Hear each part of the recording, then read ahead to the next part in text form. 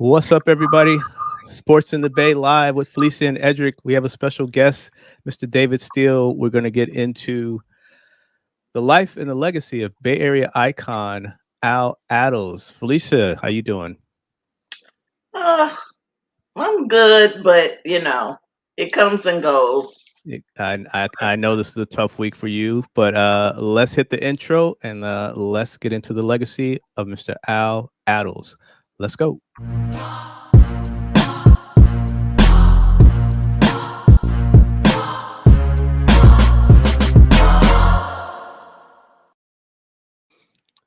Felicia, tough week for the Bay Area, for Bay Yeah. Area sports. I'm going to step back. I know he was so important to you and David as well. So why don't you kick it off with some remembrances and just what we lost with the death of Al Attles? We lost a giant. We lost Al Attles. I mean, his voice was deep and profound, but so was who he was. He came here. He's the longest tenured player, coach with an organization, association with an organization. 60 years. The Warriors are the only organization that he played for and that he coached for. So I'm sorry. Uh yeah, losing him, I call him Pops, and it's like losing a second father. When my father died in 2000, he became my father figure. And I remember being an intern at the Warriors and walking by his office and hearing him talk at baritone. I froze, but he summons me to come in his office, and he couldn't have been nicer or funnier. And I tried on his championship ring, and he was a man. They don't make him like him anymore. He's just a gentleman, just loving, thoughtful. He remembered your name. And I'm trying to think of what my favorite memories are, because I always got excited when I saw him, and he would say, "You look good, girl. You know that. Quit playing with me." He would just tease me and needle me. You look good. I said, nah, pops. I don't know. Yes, you do. You look good. He would just say, just give me nuggets. I would sit with him sometimes, and I was hoping to be able to like get something from him about like, what are you looking at on the court? Silence.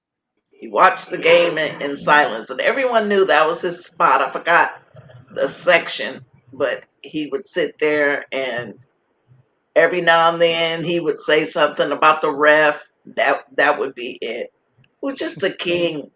He was a king, and not 87. I think he was is longevity. That's a great. I can hope to make it to 87, but it still hurts. Um, we've been joined by Mr. Michael Wagaman from AP. What's up, Wags? How Uh, y'all doing tonight? My two favorite people on the planet. Good to see you, sir. Woo! You gonna make some people mad. We're also joined by David Steele, who is a senior sports reporter at Law 360. And it looks like Mr. Rashawn Bakari Lewis, former security personnel at Oracle, is also on. I don't know if you Max, can hear you us. don't know David. David is my guy. I was just getting into the Bay Area when he was still Yeah. here, and he was a man that a reporter I always respected and look up to. We had casual contact. We were never like friends, but he was always good to me, and just a wonderful human being. I've always respected David. Oh, Wags, you're good. You've always been a good guy. You were one of the most fun guys to be around out there back in the day, and it's real good to see you. I wish it was under better circumstances, and I guess I feel that way about everybody I'm seeing here tonight on the show here. But good to see you again, Wags. So, you were like Al. You were somewhat of an icon out here, David, for a lot of us growing up. And I know you know, you didn't like it, but after Felicia reached out to me the other day, I really started reflecting on Al. And you know, I don't know in my lifetime that there's ever been a figure, an athletic figure, who has meant more to this region. Al was a great coach, and his impact on his players, you can talk to his players, they loved playing for him. But his impact in the community and the rest of us, I grew up idolizing the guy. He was, I'm sure he wasn't the first, but he's the first NBA coach I remember being suited and booted on the sidelines. And I suited was and like, booted. ooh, I thought he was so slick the way he looked. And I didn't, even as I got to be a reporter, I didn't get to spend much time with him, but just watching him, I always had that fan in me kind of awe. He was just such a legendary figure, and he was a gentle giant. And I've often said this, that you really want to know a man, you can judge him by his family. And his son came to intern for the Raiders one year when the Raiders were still in Oakland, and he couldn't have been more polite. And it just was, to me, a reflection of Al in his son. And you had plenty of interaction with him. He was kind of like a Papa Bear of the Bay Yeah, that's Area. what I called him, Yeah. Pops. Yeah. You David, know, A what lot of about you, other David? people. Yeah, it just hurts so much to know that he passed. And one of the things I remember the most, it's unfortunately, is that I wish I had been around him during the glory years, during all the championships. And I would call out there and leave voice messages for him and stuff like that. I'd see him on TV at the parades and things like that. I'm like, you know what, you earned that, because you stood up for in this organization through some of its darkest periods when there was nobody else, almost nobody else, even the organization could even, even want to be around and could respect. I mean, he was just he carried the banner for that franchise for so many years. And when you think about all the teams that are out there, I mean, the Giants and the A's and the Niners and the Raiders and everybody that were there, nobody stood bigger within their team than Al did for the Warriors. Mm-hmm. Oh, he won that championship, and he stayed there, and he was just an anchor, and it was just like the best, the biggest, hardest guy. He was just it's so funny when I look at the stats and see that he like registered on like 6 foot, about a $175, something like that, because he seemed to fill up a room and just fill up the stage that he was in, and he was just, for somebody who just, this little guy who would, in his playing days, pick fights with people. Watching the old films of him would just watching him just never back down. He was called the Destroyer. That's right. Yeah, That's right.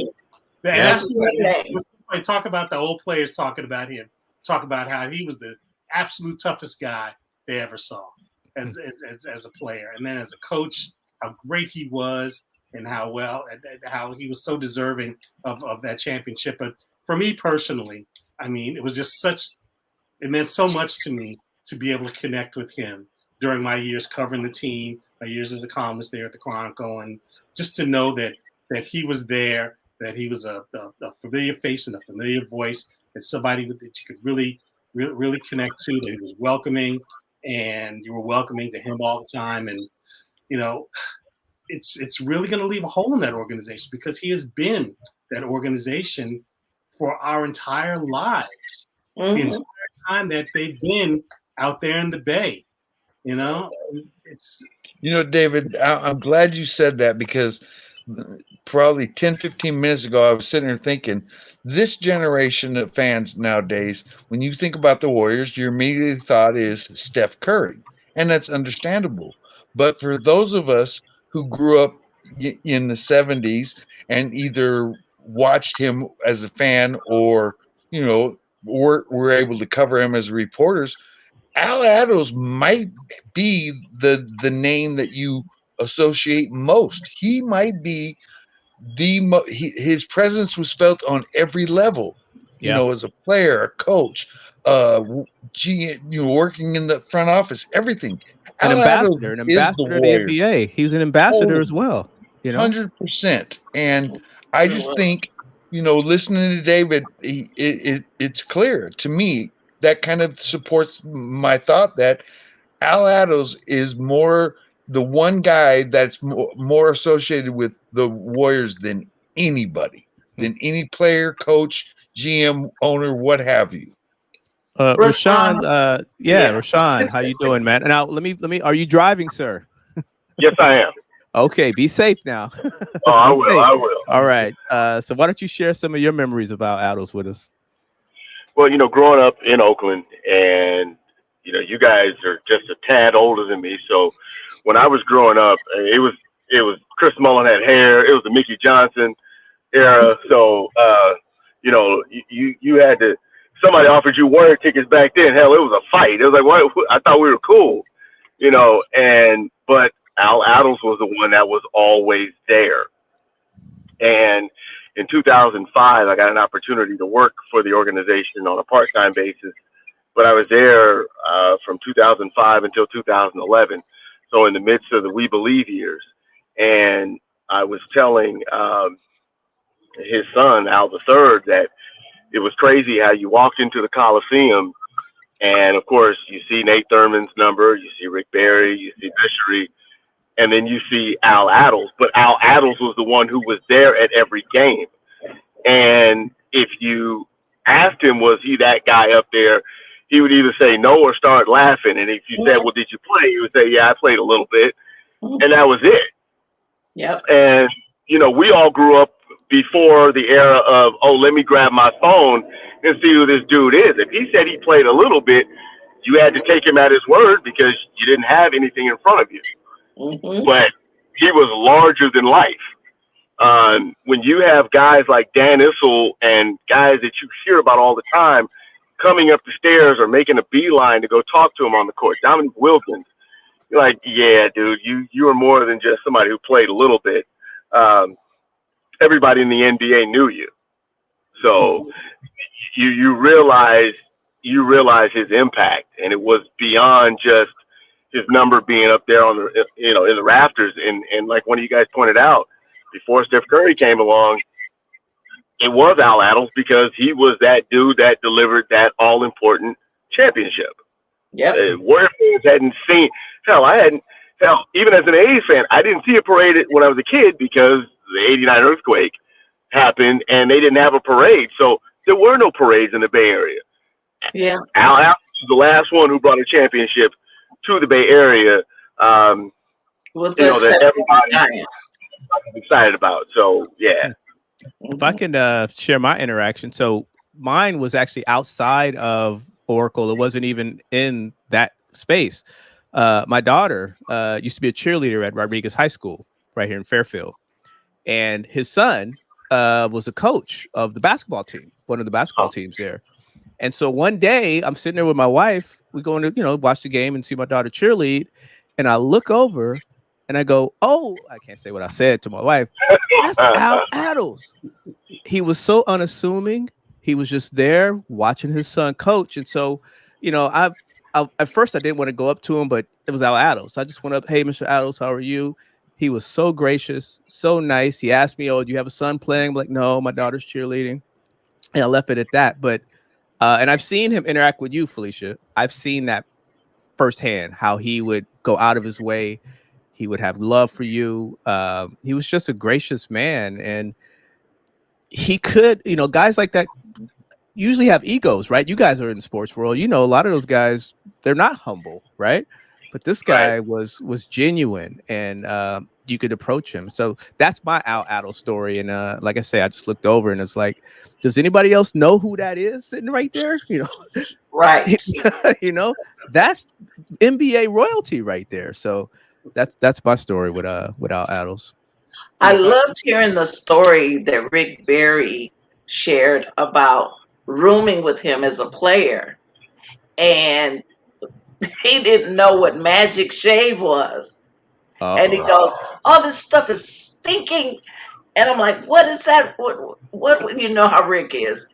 And Pop said, "It's magic that we use as African Americans because we get ingrown hairs on our beards." And he went on and on about how it smelled, and he just Pops thought it was hilarious that Rick didn't know anything about magic shave, but he got a lesson that day. Yeah, that's my first time hearing the story. I'm dying laughing. Yeah.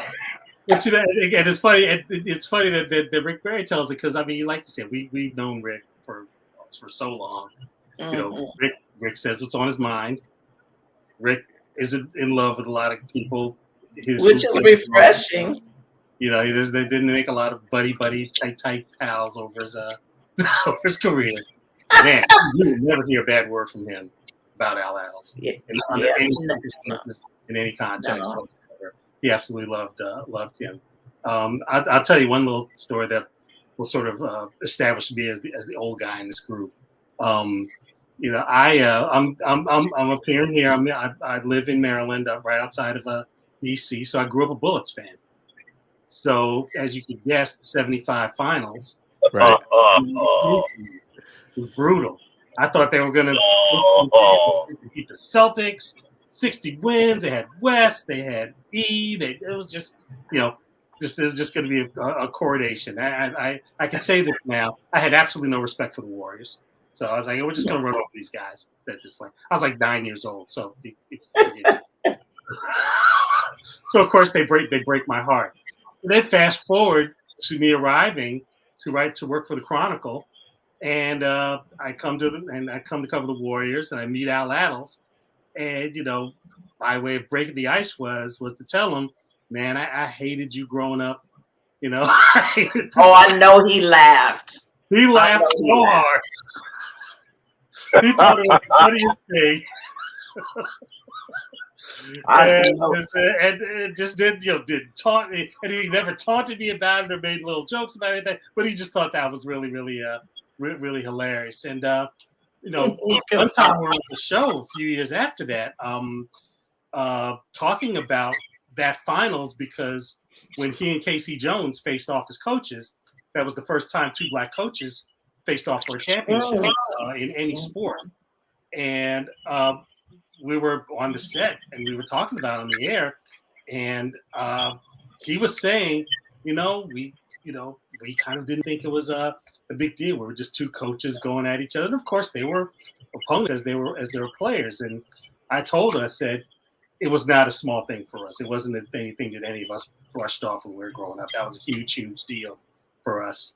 And he just sort of nodded and just sort of continued the conversation and all. And that again sort of shows like he just, he recognized who he was so secure and confident in it, but didn't make big airs about it at all. He knew who he was, knew where he stood, in the grand scheme of the game and everything. And he just had that character about him, and he just resonated very well. You'll maybe understand this, David. Especially in our world of sports writing, we toss the word "great" around way too many times. That was a great play. No, it was a very good play. And even in everyday life, we had a great meal. No, you had a very good meal. The word "great" should be reserved for the rarefied few. And I can say without question, Al Attles was great in every way, shape, and form. His impact on the Warriors organization is everlasting. But his impact is just as a human being, how he treats you, Fee, how he treats Janie McCauley. I know she was very close with him, and he had that relationship. Raymond Ritter would talk many hours. The Warriors PR director spent many hours with him. And he was like that with everybody, with security guards, ushers, fans. That's just who he was. And it wasn't him putting on airs or anything. That was Al in every way, shape, and form. And the Bay Area we have a hole now. a whole as a human person Definitely. and everything that he meant. I And you know, know. he has a legacy of coming from an HBCU. Mm, You know, there's you know, there's some been, I know we don't say great, but there's been some great ball players and great sports figures over the years from an HBCU. mhm. And for him to come through that environment and then to excel and to do what he did, you know, it's just a testament to the training, because he was going to be an educator. He wanted to be a teacher before he got into Yeah. sports, and he got drafted in the same class. And I made sure I got these notes right. The same class, fifth round pick in 1960. That draft included Oscar Robinson, Jerry West, and Lenny Wilkins. You Yep. talk about a Wow. murderer's row of a draft class, all of them Yep. in the Hall of Fame. So always Yeah, been his around wife greatness. had to make him go try out for the team. He was Hmm. going to teach. And Yeah. Miss Wilhelmina said, no, I think you should go out. The But wife see, always knows. I did not know that story that he was going to go teach, but I'm Yeah. hearing it. I'm not surprised because think of him as a coach. What did he do? He taught. Yeah. Okay. Yep. Yeah. What has he done? What did he do beyond his coaching role? When he taught, he taught in the front office. He taught Mhm. the community around him. That's what he was. Al was a teacher, and for lack of a better word, he was a great teacher. Yeah. Yeah. Well, he had a master's in curriculum and instruction. Yep. Sure did. Really? Yes, sir. Yeah, he had Yes, a sir. master's degree. Right. Yep. He did Curriculum have a and master's. instruction. Yep. And So he it's will good. It's he all would coming never together. share that. He Hmm. wouldn't share that with you. It's just like No. he wouldn't share his true feelings about not being in the Hall of Fame, and that was disrespectful, quite frankly. He didn't get in until 2019. And I don't know if they got wind that he wasn't feeling well. You know how like they want to get you in so they don't look bad, but you have all these other players that didn't make half of the impact that he made. But I would say, Pops, what's going on with the Hall of Fame? I don't know, leave it alone. And I would be angry and be like, that's not fair. And he would just be like, leave it alone. It's all right. Hmm. And Yeah. that's the man he was. He wasn't going to say, yeah, like, because one of you guys said he didn't have an ego, and he didn't. And a lot of guys from that era are salt of the earth. They're very approachable. I mean, Rick Barry will talk your ear off if you just sit and talk. He'll just share all these great stories, but I'm a talker. So I love talking to him. But Jamal, guys from those days, that team, they're very, very friendly. And from that era, you can just, there's no ego because they were playing in shoes that had cardboard on inside the soles. You know, they didn't have what these players have today. They had to make their own reservations at the hotel, their own bus. Um, they had to do their own busing. They had part time and full time jobs. You know, it was like they were living rough, but they loved the game, and so they played the game and stuck to it. But can you imagine if they had all of the bells and whistles that these players have today, just from the shoes alone? Hmm. Hmm. I Well, you know, mean, Felicia, a couple of years ago, I got to interview Ray Scott.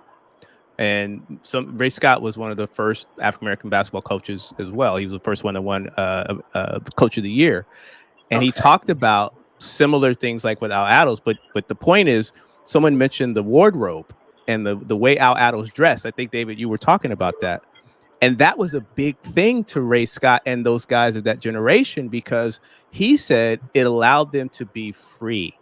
They could wear the fashion that they wanted to wear, and they weren't beholden to the staid button down. You know, he said that was our way to express ourselves. And so the Mhm. point when you said that, it clicked with me, the same thing that Ray Scott said, which is, yeah, we got to wear fashion forward thinking, bell bottoms, hip huggers, Wonderful. all of that. And it was I a want to sense of say at pride. one point, I remember Al either wearing plaid pants or a plaid jacket. And it Oh, was like you say, look. he was doing his own style. He was rocking it. Hey, that's my cousin George on the right. That's right. Oh, Yeah, oh yeah, right here, George Johnson. George Yeah, right there. That's right. yeah, that's my cousin. Yeah. Huh. Yeah, Oh, fashion was everything. he passed through. He passed through like every generation of of basketball history. I mean, the times that he probably enjoyed the conversations the most was talking about those old Philly days with Wilt.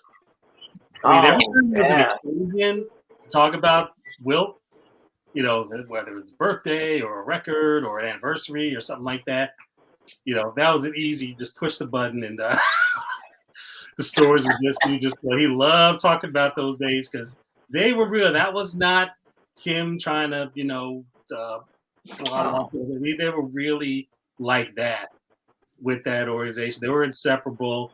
You know, he was Wilt's protector in a lot of ways.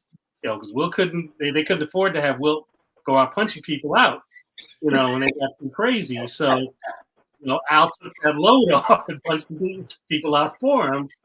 And just even when you talk about the 100-point game, I mean, I've always heard the joke that he's told that he told for that, I guess, what, 60, 70 years or whatever, that he and Wilt tied for 117 points in that game. You know, but to hear him talk about, you know, what that was like, what the circumstances were, what it was like just playing in those days and being around him and being in the presence, you know, of each other, and the two of them respecting each other, even though Wilt was just this mega superstar, and he was, you know, I guess, you know, in the language we'd say that he was a role player, you know, but he was, you know, an integral part of those teams, and you know, Wilt respected that, and Al respected what Wilt meant, not just but just to everything. And him telling those kind of stories, you know, you almost had to go like, okay, wow, I have to get home at some point. So he's just phenomenal when it came to that. He was like a living history of the NBA. Yeah. David, you've written books on controversial players, and you just finished a book about Colin Kaepernick. And what do you feel? What do you feel about the fact that it took so long for Al to get into the Basketball Hall of Fame? It's so strange because I honestly, when I got there out there to get on the beat, and this was like mid '90s. It was like right after you know, just to sort of put a time frame on it. It was right after the whole thing with Chris Webber ended, and you know, so it was all around that time. Chris Cohen took over the team. Less we talk about that, but I remember I had a conversation with him where I told him I had to kind of apologize and say I thought you were already in the Hall of Fame. You know, so this is like mid to late '90s. And to think that it still took 20 plus more years for him to get in, it just makes you think, what are you looking at? What are the criteria? What are you, you know? And I get into it. This is the thing I've gotten into with a lot of different people. Just Basketball Hall of Fame is a real kind of weird mishmash of things. They fall in love with owners for whatever reason. You know, they throw a lot of them in there. Dick Vitale's in there. It's just, you know, like those, how did they get in? And somebody with the presence of Al Attles as a player, as a coach, as a pioneer, and as an executive, and as a figurehead in the NBA. I mean, there's supposed to be, you know, a category for contributors. You know, if that's a category that exists for the Hall of Fame, you know, then why did he have to wait as long as he is? Or what's the definition of contributor if Al Attles didn't fit it? So that was real emotional for me when I saw that, and I'm sure it was even more emotional for y'all because y'all saw it up close. Yeah. What about you, Wax? I'm not a fan of the Hall of Fame in baseball, the NFL, or the NBA because there is no set criteria. It's basically at a person's whim. We've seen it in every sport. Guys get in way late. In Oakland, Ken Stabler, they didn't put him in the NFL Hall of Fame until after he died, when it was the obvious choice. Al Yeah. Attles, like Dave said, for a long time, I thought Al was in the Hall of Fame. Just based on my knowledge of his contributions, I assumed he was in the Hall of Fame. So I was shocked when I found out he wasn't. I'm glad he's there now, but you know, in cases like these, it's just it's too it's there's too much of a gray area. I mean, if you know Al Adams, if you grew up in the Bay Area, if you reported on any aspect of his impact in the NBA, it's a no-brainer that he's a Hall of Famer, and it should be first ballot. Guys like that and their contributions to a team, a region, a generation of players, and then the game itself. Tell me Could, anybody who did much more than Al Attles, really. very true, but could it be? I recall my late cousin saying to me, well, I didn't even know where Golden State was. And they always kind of seem to, until they started winning recently, people know where it is now. But I'm wondering if that doesn't have to do with the Hall of Fame, but I just wonder if enough eyes weren't put on the Warriors. And, we're a pretty big market, but we weren't doing anything for all those years. No, but then he comes in and he leads them to a championship. That right away, especially in that era in the 70s when you didn't have, you had the Celtics and the Lakers, but there really weren't dynasties. So when a team won, Yeah, they automatically that should have raised the national attention. And Al did that. I mean, yeah, Al did that when he won a championship, the first NBA championship that they won in Oakland. yeah, And it was, yes, they're called Golden State, but I think it was more, they were more representative, I think, of Oakland. Back in the Yeah. era when the Mhm. same thing with the Raiders, they were Yeah. more representative of that blue collar mentality. hmm And so, maybe he didn't get the national attention, but here in the Bay Area, that guy was, and will ever be an icon and a legend. To your point, Wags, about criteria, one of the things that I love about certain basketball players is the offensive players get all the glory, right? But the defensive players, to me, I always marveled at guys that could just D you up and shut you down. And maybe because that's not as sexy as somebody scoring 28 points a game, that maybe that's a reason. But if you think about the great defensive players of all time, your Bobby Jones and your people like that, you could argue they had as much impact on the game as the other guy who's scoring 28 points, who might be horrible on the other side of the court. So maybe that might have something to do with it. It's just that people aren't recognized for excellent defensive play. I would agree with that. One of my favorite players growing up was Maurice Lucas of the Portland Trailblazers, and he, in many ways, was a lot like Al. They were more defensive minded, and they were guys you really didn't want to mess with when it came down to it. And I've always been a fan. With the old saying, offense wins game, defense wins championships. I get that, but like you say, to be able to come in, not everybody can come in and score 20 points a game. I get it, but not everybody can come in and shut somebody down. Right. And that can win it. You can win or lose a game with your defense. I was talking to Matt Chapman the other day, the third baseman of the Giants, and he said people don't understand. Even in baseball, you can win games with your defense. Even in baseball. So it's the same thing in basketball. And Al was a guy who sold out on defense. He loved playing defense. Yeah. That's There's interesting one that thing you for you. mentioned. I'm sorry, who was talking? I'm sorry. I to see Al sometimes during the time that I was there, and again, not exactly the glory days of franchise. Ooh, we sit there capping on the team. You and I, or everyone will fill up the arena to see the visiting team. You know, Chris Washburn. way Oh, before not Chris Washburn. Chris Oh Washburn. my God, man. Ooh, We can go Chris less. We Washburn can go might less. be out on the corner with you before the game. We can go Les Jepson. Remember the Les Jepson era? Oh, Uh, wow. oh no. we can go if you want to go. We're gonna start that. Oh, Yeah, see, it was we're hard. gonna start with some of the names like the Vontigo Cummings era and Yeah, that's Montego my favorite. Cummings. the Bimbo Coles era. You know. Montego Sir. Cummings. Hey, I used to see Montego at Applebee's in Alameda all the time. It was his hangout, South Shore.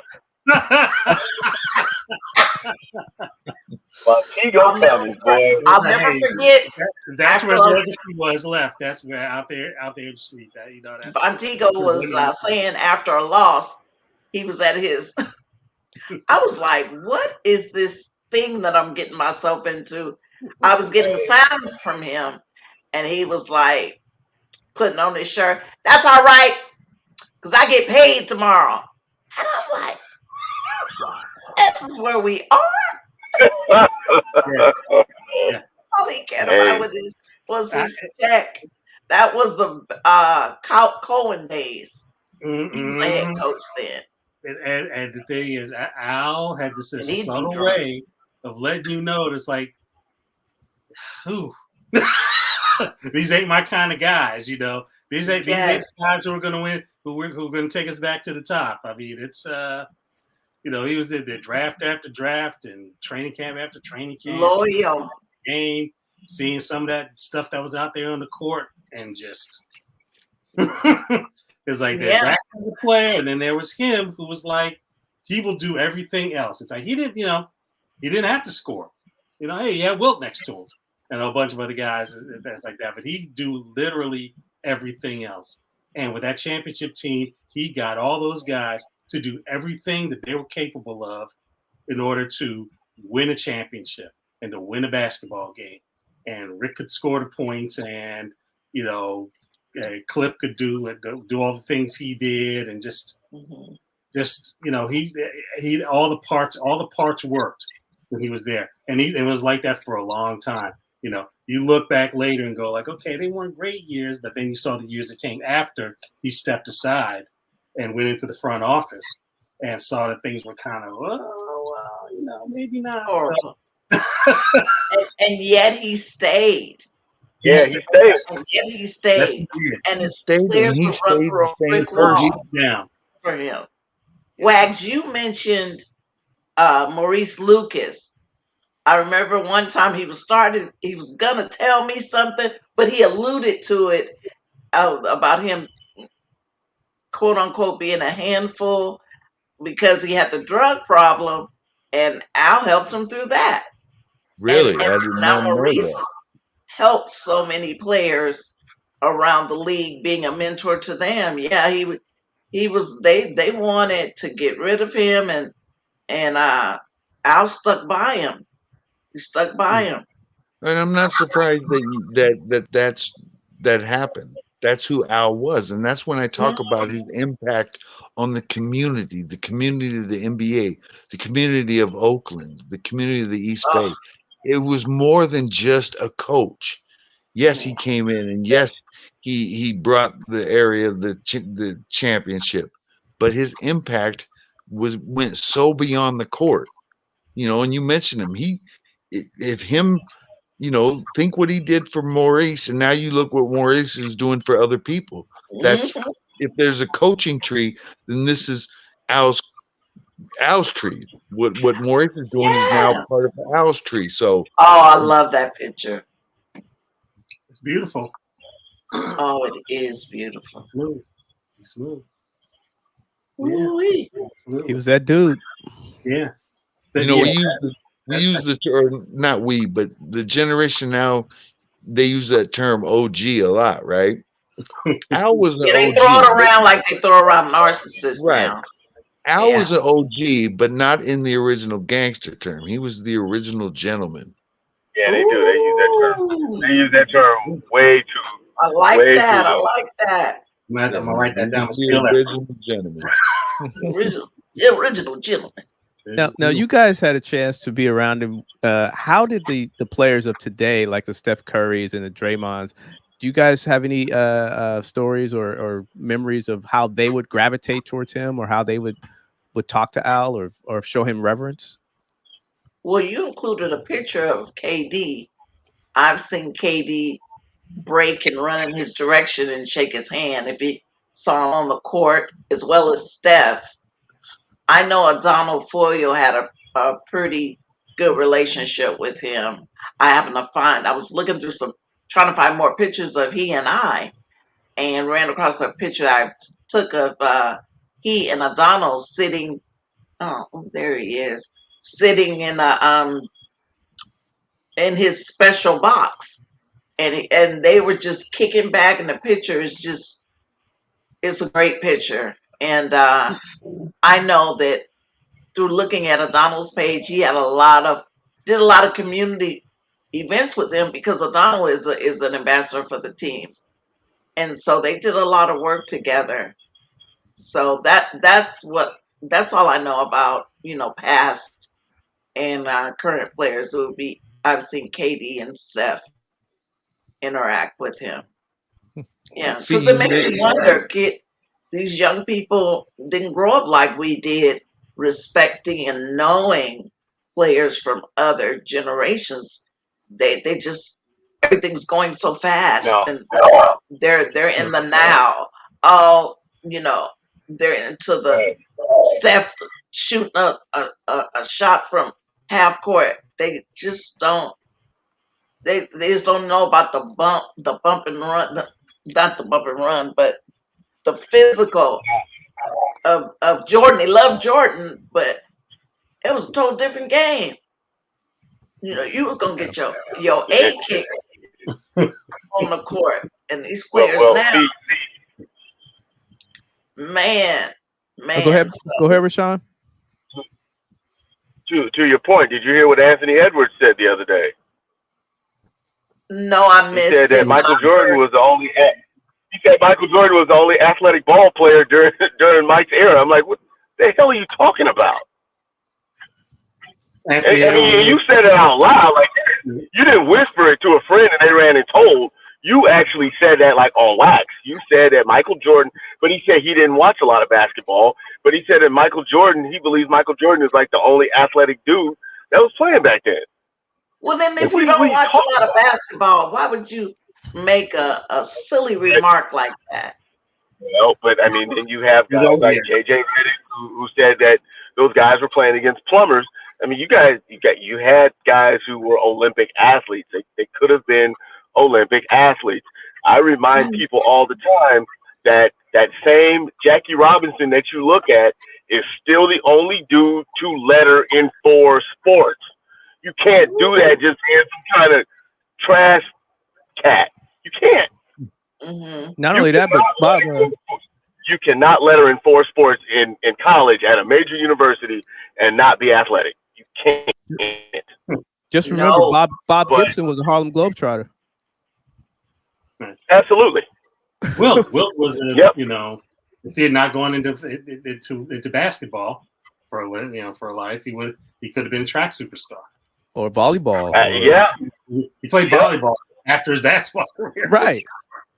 Right. These Hey, guys are Has athletic. But Edwards, did he retract his statement, Ra? No, he was just like, they blasted him for it, just kind of laughing at him like, you have no idea. I want to tell him, I want you to go up to Charles Oakley and say that now. Let Charles Whoa! Oakley show you how athletic he is. Matter of fact, we mentioned old Warriors. Ask Tyrone Hill how athletic Charles Oakley is. well, Tyrone Hill. Slap the hell out of Tyrone Hill. I think each generation really does watch less basketball. They play all the time, but I think they watch less basketball, so they really don't know. They don't know what they don't know. That's they'll hear a true. name. I mean, like you hear, guys like I think who was it? There's a Shaq during the Olympics the year that he played. Went up to Lenny Wilkins and said, "Hey, I didn't know you played." I mean, Yeah, man. like 30 years I'm ago. surprised at Shaq. I'm surprised at that. But here's the thing, though: the advantage that these young people have today is, and I was having this conversation with my youngest daughter. You can go watch YouTube and see all of the greatness of the people Thank in you. the past. There's all Thank you. kinds of footage out there if you And want to there's know. something called NBA TV. Right. Yeah. Right. So there's no I'll watch the reason, game there's no like excuse to be ignorant about the history of the NBA or players or whatever, because you could go pull up right now and see you can see Clyde Drexler. You can see all of these guys who were athletic, Mhm. David Thompson, all these folks who arguably had bigger hops than Jordan. You could literally watch their games right now. And I guess it's just they don't have the wherewithal to go back and do the homework. And But Just I from would say this much too, and it kind of brings us back to where we are now. There's a lot of organizations that do not embrace their histories, and the Warriors, by having Al in the organization for 60 plus years, that really made them rare. I mean, think about a few months ago when Jerry West passed away, and the Mhm. Lakers kind of shrugged it off. It wasn't a huge thing. It was not at all. He was gone from them. He was separated from them. The You know, logo yeah. of I the mean, he was like, NBA. yeah, face of the entire league, and he was the guy. Him and Elgin, the guys who kept that, who made basketball what it was in LA. Mhm. For all those years, and that's the Lakers. Mhm. They just kind of shrugged that off. They They did. a lot for Kobe, They, a lot for Magic. they may have done that because he died during like the finals. So Oh, he you would died like remember that, Celtic fan. You would yeah, know he that. died. He died during the finals. So it was like, I mean, because they kind of did the same thing with Bill Walton. It was like, yeah, he died. Okay, Yeah, uh, yeah, Yeah, true. but it's always I mean, too little, too late. It really at is. Mr. Attles was stuck in an abyss of nothingness until Joe Lacob came along because the Warriors didn't really push. Chris Cohan didn't do a damn thing for any of his former players like he should have. In as much as we talk about Al Attles, and it shouldn't have taken him that long at all to get in the Hall of Fame, it shouldn't 400 years to retire Chris Mullins' number either. But that was the organization. Yes.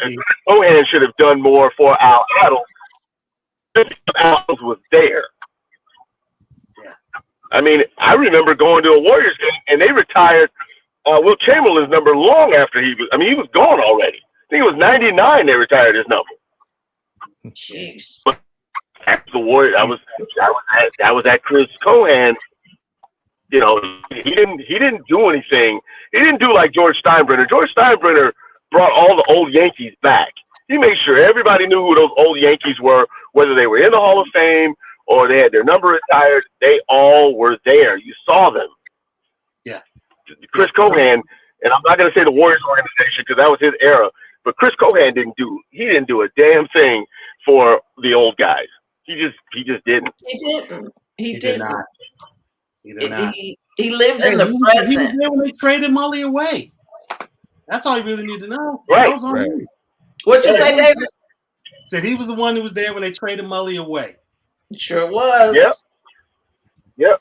And wasn't he there when they sent Mitch Richmond up to SAC? Sent away Mitch, sent away Tim. Yeah. When they sent Mitch. Hooked that whole thing up. Yep. Yeah. Those are people owning teams that don't know anything about the sport, but so rich. They just owning the teams. Because they were saying that about the owner in Sacramento. He worries about the halftime entertainment. I mean, this man has entertainment that you would pay to see. Hey, let's not knock it. He had the Sugar Hill Gang. He's had some great halftime entertainment. I got Oh, nothing bad to say yes. about Vivek. 'Cause you Every game covered they're it. bringing the new rap acts. They had Boys to Men. They do it right up there. I'm Boys not to saying a Men. bad thing about him. Very interesting. But hey, Women don't win. while we're on the subject of owners and taking care of people, I was just thinking about this. It's basically a foregone conclusion that at some point Steph Curry, Draymond Green, and Klay Thompson are going to have statues out at Chase Center. What are the odds that Mhm. Joe Lacob commissions a statue for Al Attles? Ooh, Mm, mm, excellent mm. question. He, I he, mean, when you think about it, is there a reason why he shouldn't be the first guy? Exactly. Thank you. Exactly. Thank Joe, you. he might do Make it. him the He first might guy. do it. All the rest can come, but make him the first guy. I could see Joe doing it, and David, to follow your point, to make him the first guy, it's perfect. That would be absolutely perfect. That would go over huge. Giving Al a statue is going to be huge. If they do it, would be huge anyways. Huge. But to make him the first, oh wow, I hadn't even thought about that. Yeah, Oh, that would be my push. That has to oh. be. All right. He has to be the That's first guy more to with do the now. statue there. He came from wax. I Well, don't even know. That was David. That was I David. I like Oh, that David, you idea. said that? For doing it first, but Wags, you said the one said to get him a statue. So No, I think really, when you think about it, when we're all talking about the impact he's made on this organization. Look, I love Steph, but Steph, when we talk about impact to the organization, I don't think, yes, they've won championships and that's what you play for, but Al's impact goes so much deeper and Mhm. it's hit so many people. Generations. Right. Spans Well, Right, generations. exactly. Would So he be a now coach or a player with the statue? What do you think? Should he be coaching I or would playing as a statue? have it being him in a suit, a suit and coat, with standing the on the afro. sidelines with his hands on his hips. With the 'Cause that's how I afro. Oh, that. remember him. Look at him. He I clean. like that. I like that. Yeah. He clean. Got to get him With with the the collar. yeah, gotta get him with that. Gotta get him with that afro and the butterfly collar. There you go. the big stash. So Oh, handsome. but I mean, all you need to know about Mr. Attles is he is the longest tenured employee in NBA history. I mean, he stayed longer. He was with one organization longer than anybody in NBA history. Nobody's gonna come close to that. Nobody Four is going to cities. do 60+ years with one organization. In 4 cities: Philly, San Yep. Francisco, Oakland, Yep. back to San Francisco. Wow. 4 I cities. never thought about it all, like all that. those owners, all them players, wow, yeah. And he stood. He was there. He was there all the time. I mean, he was the guy where he was. There were so many years where he was literally the only positive aspect Yes. about the organization. I mean, we all remember the years where these dudes were laughing. I mean, I could tell you, I could tell you word for word what it was like following those hearings for Latrell when all the stuff with PJ, when they were like trying to arbitrate all of that. Oh, shoot. You were there then. That's right. Oh, I was indeed. Carlissimo. I got to tell into Carlissimo as an intern. And they swore that was the move. He was a rattlesnake. Oh, PJ. Oh, he's gonna be. He's the guy. He's gonna spark this all. He's the catalyst. It's like the Raiders, coach after coach after coach. As a matter of fact, Al Attles and the first Sharks coach are the only two people in the Bay Area that can say they coached the team that played at the Cow Palace. There's nobody else walking around that can say that. You know you old when you coached at the Cow Palace. People don't even do stuff at the Cow Palace on purpose anymore unless it's like a tattoo expo. And he can walk in there and be like, yeah, I coached the team. A gun show. Wow. A gun show in the middle of nowhere. You know it's a BS when you can't even see the damn place in the freeway. Yeah. They just have an exit at Cow Palace. Said I gotta go see the infamous Cow Palace, and it was such a chore just to get to it, and I just cannot believe this is where they play a championship in. Look, I saw Prince 1984 tour there, so I don't care. That place will always be special to me. Yes, That's what the Purple Rain tour was, right? Oh wow, Purple Rain tour. Yeah, it was the Purple Rain tour, and You know, that got tore Eddrick's it ears. down. Yeah, the only tour I didn't get to see. I saw the brother. Saw him so many times, and I didn't see the Purple Rain tour at the Cow Palace, and he did 7 shows at the Cow Palace, and I couldn't get tickets. He even, if memory serves me correct, after one of the shows, he went to a club in downtown San Francisco at about midnight and played a show down there for free. Yeah, Not surprised. I heard about that. Not surprised. I heard he did a lot of that, and my cousin is a diehard like. Well, I haven't met anybody like Eddrick. I mean, Eddrick is on another level, but my cousin was saying that when Prince did the 21 shows down there in LA, he said the tickets were like Forum. I was at the Forum. $20 or something. Yeah, at the Forum. Mm-hmm. And I looked at my cousin. I said, "Did you go?" And he gave me this look that was like, "Are you serious?" He was like, "I went twice." Yeah. I'm like, okay. That Yeah. was a Welcome to America tour. Yeah, I don't Best know. concert I've ever been to. Most energy, just the most entertainment, just everything about it. It's the best show I've ever been to. I'm telling you, I told my nephew, you're gonna be late for school, and you're going to see a historical figure tonight. And he said, "Oh, that weird guy." And I said, "Yeah, the weird guy." And he sat there like he couldn't move. And I'm like, "What's wrong?" And he's like, "That man sings that song too." Yes, he does. And then he goes, "He plays all those instruments." Yes, he does. So he started getting fights with arguments with kids at school that would try to talk about Prince. He'd be like, "No, no, no." He said thugs were screaming his name. By the end of the night, once they got the liquor in them, because the men were acting tough at first and not getting I stood the whole time. And I was in a suite. So they acting all tough with their girlfriends. Man, by the time he came back and did less work, dumb dudes was going crazy. He just did that. Look over my right shoulder. There's a live album of Prince right here. Oh, that's what I was looking at. Yeah, not to flex, but that's my dude. That's my dude. But that's who he loved. Speaking of greatness.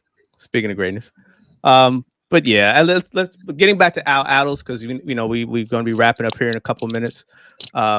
Just final thoughts, everybody, and what is it going to take to get the statue? Because I think that's a great idea, and I think the Warriors need to do that. So, how does that happen? Yeah, I'm putting on all you guys to do that. That's starting a petition. Yeah, get it rolling. Say and say the podcast started it, and just start it. Brand. Make sure you brand it. Make sure you watermark it. And on this date, I forgot the date. Is it the 23rd? 23rd of August. The 23rd of August, the 23rd. Yeah, it's 23rd. Virgo season. I mean, there's literally nothing in the way. I mean, I just got to repeat. I'm just blown away by what that franchise is now and where they're playing and everything. Isn't that something? Hey, I mean, I remember the year they played in San Jose. Yeah, I do too. Yes. Every night, go see that horrible team play. That's a great picture. Yeah, I enjoyed driving down there to San Jose. See, it was more the Warriors Jam team was exciting. When they were shooting stuff in the stands, that was the most exhilarating time. That was Thunder, the Thunder era too, right? What's the mascot's name? Thunder. Yes. Rest in peace. Scared Yeah. my Yeah, it's so scared my sad. daughter to death. My youngest, she was little at the time, and he came down It on was one of scary. those zip lines. He came right over us, and she looked up. She was about 4 or 5.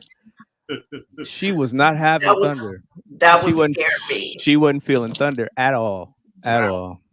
Everybody else felt thunder. Someone said he needed a gag order because he would talk to you, and he had a high pitched voice. And someone said you need a gag order on it. Yeah. Rest. I guess we could say rest in peace to Thunder because he had to go away when the Oklahoma City Thunder He went came over in. Right. to he went to Yeah. Oklahoma City, but the guy he did die. The guy in the suit he passed Oh away wow. Wow. about 3 years ago. Huh. Yeah, Because if I yeah. remember, when he doing stunts, and without using the trampoline, he was like Duncan Oh Duncan. Yeah. yeah. He was Mhm. doing some crazy stuff. Yeah. He had so much energy.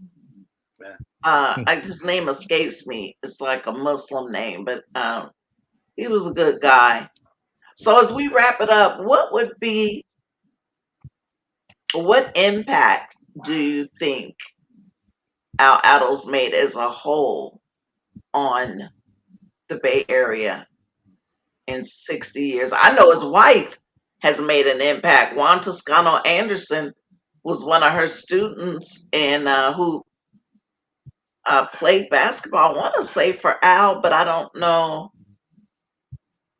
I don't know how their relationship came about. Obviously through his wife, but yeah.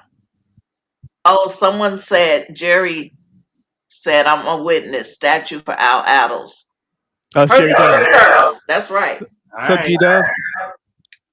Yeah. Yeah. Let's make that happen. Do that. Yeah, but what would you each one of you?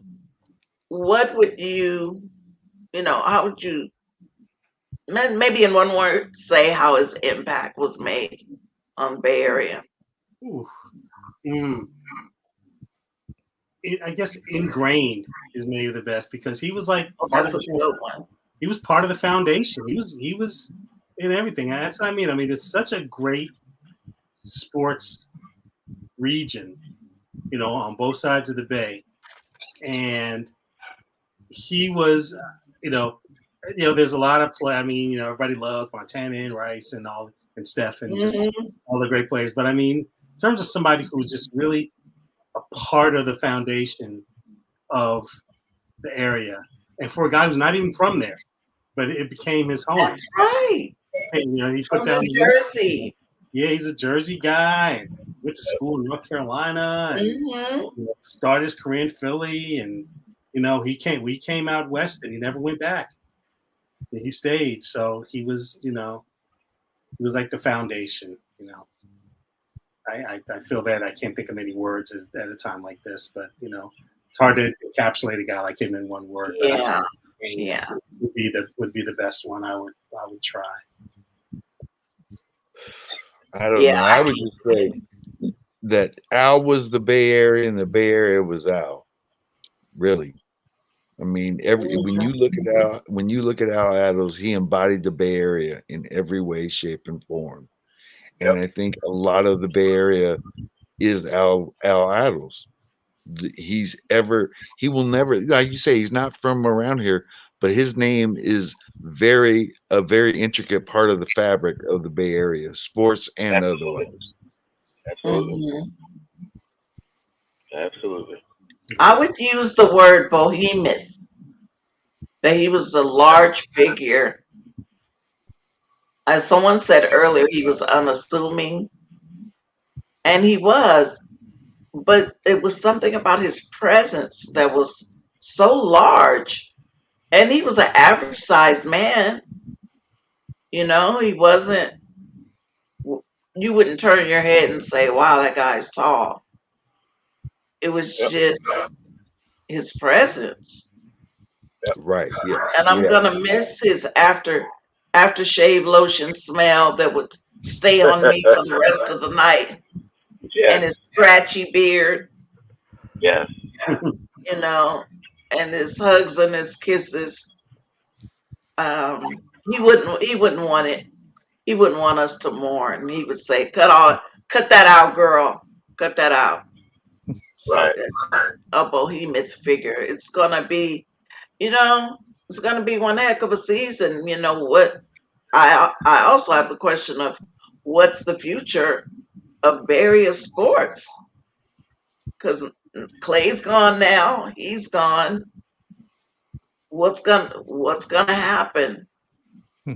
Are we gonna see? Are we gonna go back to how it was before, where people come see the visiting team? You just pay a lot more now. That's the only difference. Yeah, exactly. Woo! Say Exactly. that. Say that exactly. Go ahead, Mr. Rob. You know, we talk about Mr. Attles, and I'm certainly going to miss him, but minus his statistics, meaning what he did on the court, the best way for me to describe him is he is to the Golden State Warriors organization what Willie Mays was to the Giants. And it's Ooh. no coincidence that we lost both of them months apart. I mean, just the you talked about how he wasn't from here, yet he made it his home. You couldn't say San Francisco without Willie Mays. You can't talk about the Warriors organization or even just the Bay Area in general and not mention Al Attles. There are people who didn't watch sports that know who Al Attles is. And not is, because his impact is still there. Mhm. He was his gravelly voice. He used to always ask me, "Hey, man, come on over here, man. Well, let me see what you got on today." Yes. Just step out in the aisle here so I can see what you got on. Will, I mean, look what he got on. Look, boy, I tell you, boy, if I was as young as you wearing them suits, boy, You sound I don't, just like. I don't know, I don't know what I would do, man. But I wouldn't be here, and we would just laugh, But for the young ones coming up, regardless of color, he is a measure of perseverance. Because when we mention these names and we laugh about the eras that were there, I mean, hell, he could have left. He could have went to New York. He could have went to Chicago. Could have went to Boston. He could have went anywhere. Hell, he could have left sports and went back to teaching. He didn't have Yeah. to stay with all that bull, but he did. He Right. did. And it paid off in the end because when they had that parade and those parades, he was front and center and people wanted to see him. That ring in 15 and 16 and all, that was just as much his as it was in 75. Yeah. And so, it's a testament to perseverance and staying there. And, those men, especially the brothers, they paid a price. And we'll never know the whole price they paid, but they paid a price, and not just in sports, but just for life in general. They made it easier for me to be who I am, and his son, and Al the Third, is an extension of that. So, God bless all of you for the work that you do. Uh, whether you're with ESPN or, as they would say, just a local paper, we love all of y'all because I saw Al Attles before I met him through your eyes, through your work, through your writing. Before we had social media and we could do what we're doing right now, so it's a nod to y'all as well. Well said. For me, I guess the one word, Felicia, and everybody else would be character. When I like I said, the story I told, that interaction I had with him outside of a large sports venue, where he was just there being a fan and supporting his son, just the character of the man. And from hearing everything you guys are saying, that just shone through. And whether he was an NBA Hall of Famer or whatever, he just had that character about him. And you don't see that. It's rare. It's rare. So, we don't have a song for today. no, I didn't do a song or a word. I was a little more somber. Usually, so for guys, if this is your first time, usually I do a song of the week and a word of the week. But today I thought we just focus on Mr. Attles. I don't want to, get too crazy and And someone was supposed to join us. He's going to talk about me. I'm going to put him on speaker. I thought I sent him the link, and I didn't. Oh, I am so disgusted with myself. Wait a minute. No, I accidentally called him. Oh, He goes, now he texted me and said, we're not doing Oh. Monday. oh, We're back. we'll, I told him we could we'll be back Monday. We'll be back Monday then. do on Monday. back Do it to on Monday. Monday. We'll do Yeah, it we Monday. need to make up. And happy belated birthday, Eddrick. Oh, thank you. Oh, Leo's in the house. Birthday. You know how Leo's are. You know how we are, Felicia. We celebrate the whole month. You know, we celebrate Yeah. the whole month.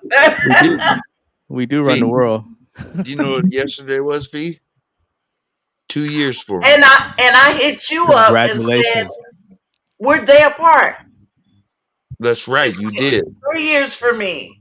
You did. Is that As soon nuts? as I stepped off the elevator in the press box of the Coliseum yesterday, I started singing. Do you know what today is? You It's Oh, my man. anniversary. 2 years ago, I had my first brain surgery yesterday. God bless you, man. Hey, I so glad told you're here. somebody, some people get sprinkled with blessings. I'm in a thunderstorm of blessings. I heard that. Yes, Thunderstorm well of blessings. said.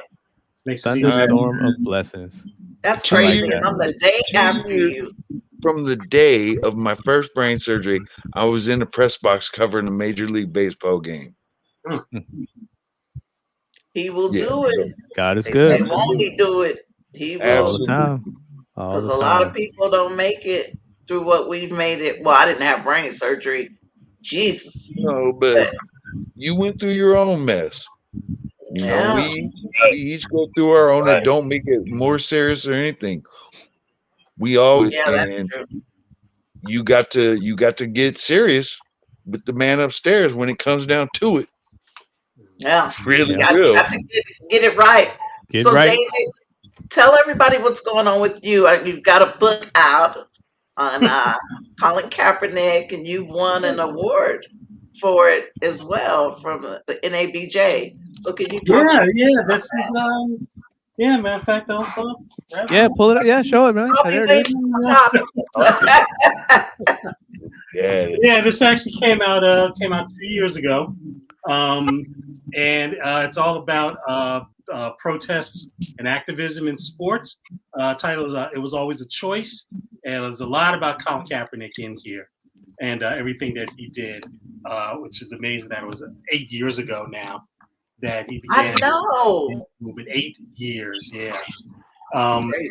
And it was a outgrowth of the autobiography of Tommy Smith, which I helped him co-write while I was still right after I left out there. Came out 2007 called Silent Gesture, and I just sort of it really ended up being almost like a sequel to seeing where things stood with athletes and being outspoken and stepping into the the world of social and political activism. And that's kind of work I'm doing now. Still doing it, kind of staying tethered to sports as much as I can. Out on the East Coast, following the teams out here in the DC area. Got an all right team with the Ravens. Yeah, they hurt my feelings losing in the AFC Championship last year, but I'm a huge Lamar fan. I mean, but yeah, that's where I'm doing things. So where can people follow your work? I am actually I'm writing my full-time gig right now is at a legal website, but I'm writing about sports. The site's called Law 360, and you can find a lot of my work there. And I'm also on ESPN's Anscape fairly regularly. Wow, good. Probably early part of the upcoming college football season. So Nice. I'm in September, early October, next piece. But I've been doing fairly regular stuff for them as well. Good. Anything David writes is must read. If I should say, David has always been one of my favorite sports writers. He's smart. He's insightful. honest, and it's just a joy to be in the same room with him again, the virtual He room. militant. Hey, look, And I love it. I want to read this book because ever since that went down, I don't stand anymore. I don't No, stand. you do not. Man, I You stopped you do standing. not That stand. is real. No, and it was a total blackball, and it would take a blind person not to see it. So I'm interested, David. I want to get a copy of that and read because, Oh, like you say, it's a continuation of athletes and social activism. well, Yeah. absolutely, He yeah. did something. Did a book too on Tommy Smith, right? Yes, I did. Co-wrote his autobiography, and he is still doing good. He turned 80 a couple months ago, Wow. and as you know, him and John Carlos, San Jose State guys. So Wow. Is he living in Atlanta still? yes, he's still living in Atlanta. He is married to Montel Jordan. This is how we do it. Mother. A lot of people don't know that. Yes, it is. You are the I fountain of run into trivia. him, once every couple of years. I'm just like, you Montel Jordan, man. Wow. Yeah. Yeah. His mother is so tall. She's beautiful. He's a bit, yeah. Yeah. And what about you, Wax? Where can we find your Please, stuff? that's your stuff, man. I'm telling you. I would say, there was a book. I had such a good time bouncing through these press boxes with a bunch of these guys, and Wags would always end up being the one just had us rolling on the floor for one thing. Yeah. Because I was so seriously, David. This is honestly the truth. I was so intimidated by all of you guys because I had grown up to a lot of the guys in the press box, and I was just some little schmuck. And, Yep, and that's how I felt. it was a defensive mechanism. I said, if I can make them laugh, at least they won't make fun of me, you know. And my other thing, and the other thing is this, David, and I've said this for years. If I got to spend 3 to 4 hours a day with you in a press box watching a game, somebody's laughing. Either you're going to laugh at me, I'm going to laugh at you, or we're going to laugh at the game. We're going to have a good time. And that, thankfully I've been writing in the era when writers got along. When I first came in, it was a cutthroat business. You had to get your own scoop and beat the other person. That doesn't exist much anymore. And you were part of that group that just welcomed me in and made me feel like I actually belonged. And like I said, I've always respected your work, even after you went away. I was sad when you went away. I'm like, I was just starting to get to know him, and I was starting to, have a relationship with him. But I'm proud of you. Glad to see you having the success you are. And like I said, I got to get my hands on this Kaepernick book. I want to definitely read this. I think it's 218 or 88 pages. Something like that, yeah. But it's a good read. I mean, I haven't read it, but it's a good number of pages. Yeah. And it's available Amazon and wherever fine books are sold. Righty. Yeah. I can get it on Amazon. It's there. Cool.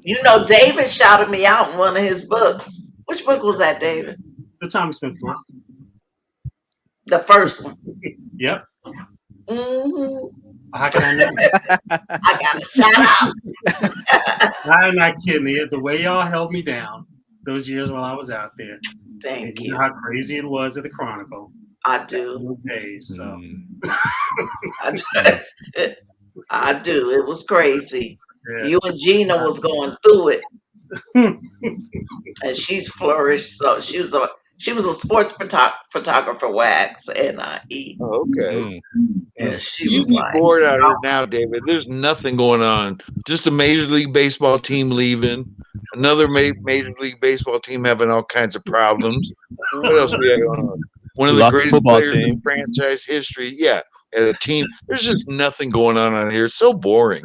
Yeah, football can't come soon enough.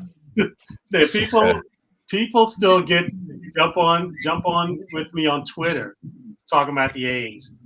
Just old people from way back there talking about, oh my God, can you please help us? What are you gonna do? Can you help us? What are you gonna do? You mean the Sacramento A's? No, not even the Sacramento, just the A's. Yeah, they'll be in Right. Sacramento for what, 2 years? They'll be playing in Yeah. Sacramento for about 2 years. Yeah, before they Yeah. go. So Yeah, But we'll not they're wear they're anybody's still, Going up to Sacramento. wandering the earth because they have yeah, no home apparently. So they won't. there's still a lot of issues from what I'm hearing with the stadium. it's not a done deal. It's No, not a it's done not. deal. Yeah. Oh, And it's No. not really? it's No. yeah, 'cause it's not just a matter of the owner signing off on it. The Players Association has standards for visiting teams' dugouts, the equipment, weight room that they have access to, and all this, the size of the locker rooms, all this stuff. So And they're changing the turf, right? Because of they're the going to because change the between the turf River to Cats and artificial the turf. A's, they don't think they can withstand all of the wear and tear of two baseball teams playing, 100 Wow. something games. So And it's not it done. never gets above 100 in Sacramento. Come on, that's never going to be an issue. Oh, it's fire in Sacramento. It's very Yeah. hot. Yeah. Yeah. No, it's just another chapter of the wackiness that goes on here. We have the Raiders, now the A's. Mm. Thank God for Joe Lacob coming in and saving the madhouse that was the Warriors. Looking forward to the Valkyries, though. You know? So Right. looking forward to the Oh, the Valkyries. Valkyries. Yeah, Yeah. the WNBA Oh, franchise. that's right. Yeah, man. Definitely looking excited Be for nice. that. That's gonna be nice.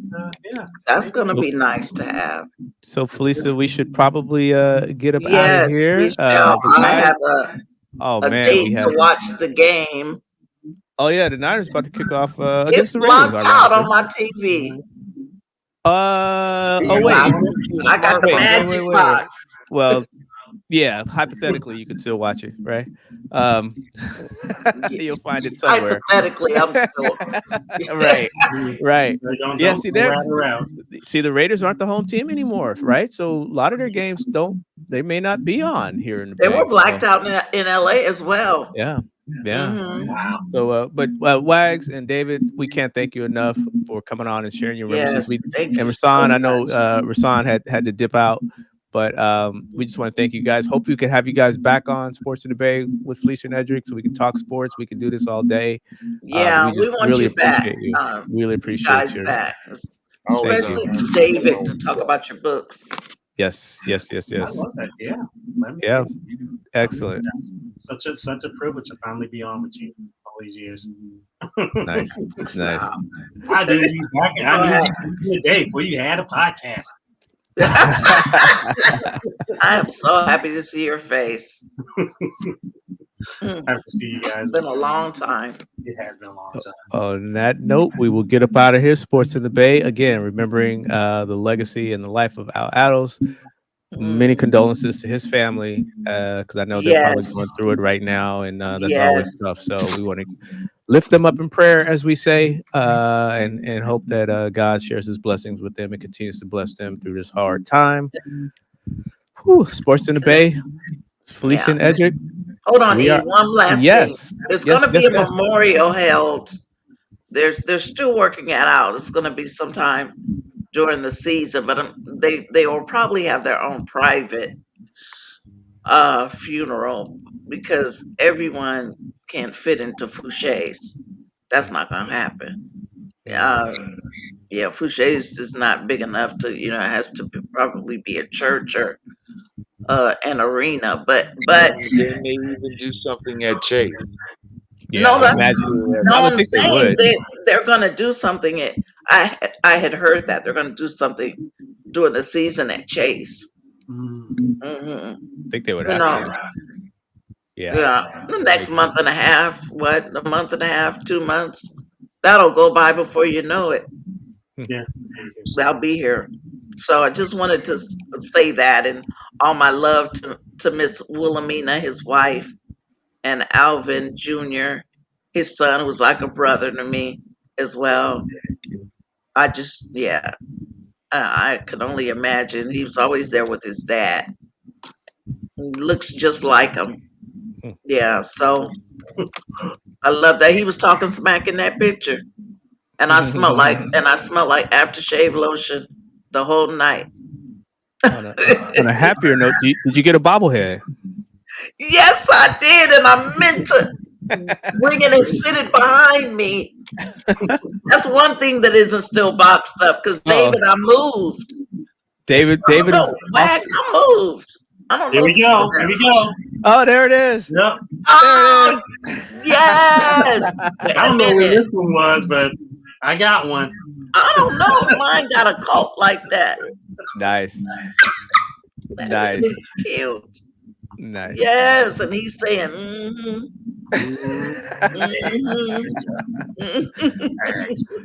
Sports of the Bay, Felicia and Eddrick, thank you guys so much. We will catch you on the next episode. We are out. Peace, everybody.